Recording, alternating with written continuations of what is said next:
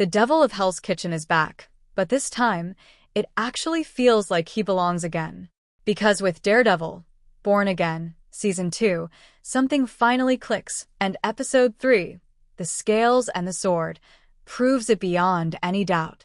This isn't just another Marvel comeback. This is a correction. For a long time, there was this lingering question hanging over the show. Could it really recapture what made Daredevil special in the first place? Because let's be honest, bringing back Daredevil and Kingpin wasn't enough on its own. Fans didn't just want familiar faces. They wanted the feeling back. The grit, the tension, the sense that every decision actually matters. And now, it finally does. You can see it in how the Marvel Cinematic Universe is evolving. Instead of leaning into world-ending threats, it's doubling down on the street-level chaos, the kind that feels real, messy, and personal. This is where characters like Daredevil thrive. This is where Fisk becomes terrifying. Because Wilson Fisk doesn't need aliens or magic to dominate a story. He just needs control. And that control is exactly what defines this episode. While Matt is out there risking everything, fighting for lives, trying to do the right thing, Fisk is playing an entirely different game. He's not reacting. He's positioning. But what really elevates this episode, what truly makes it feel like the show has found its footing, is how it expands the world around them. Take the introduction of Governor Marge McCaffrey, played by Lili Taylor. She's not just another political figure thrown into the mix. She's a threat. A real one. Because for the first time in a while, someone within the system is starting to question Fisk's operations, specifically his use of the Red Hook port without proper authorization. And that detail? It matters more than you think, because it creates pressure.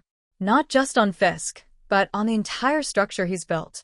And thanks to Karen Page, that pressure becomes impossible to ignore. Karen, ensuring that the right documentation reaches the right hands isn't just a small subplot, it's a reminder that this fight isn't just happening in the streets. It's happening in offices, in politics, in perception. And that's where the show becomes dangerous again. Now here's where I want to hear from you, because this is something fans are already debating. Do you think someone like McCaffrey can actually take Fisk down from the inside? Or is she just another piece on the board that he'll eventually manipulate or destroy? Drop your thoughts in the comments, because this power dynamic is only going to get more intense.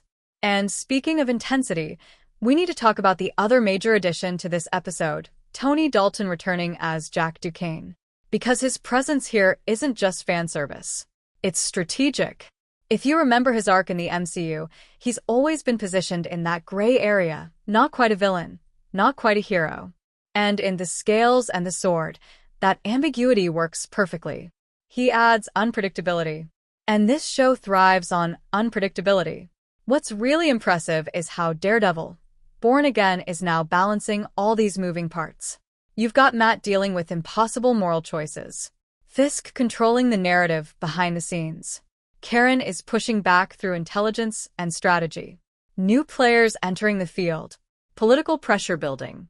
And somehow it all feels connected. That's the difference. That's what was missing before. And that's why this episode works. Because now, every storyline feeds into a larger idea. Control. Who has it? Who's losing it? And what happens when it shifts? And here's the scary part. Right now, Fisk is winning that battle. Not because he's stronger, but because he understands the game better than anyone else. So, as the season moves forward, the real question isn't just whether Daredevil can stop him. It's whether he can even catch up. And if this episode is anything to go by, that gap is only getting wider. So, yeah, the show has officially found its footing. Not by going bigger, but by going smarter, darker, sharper.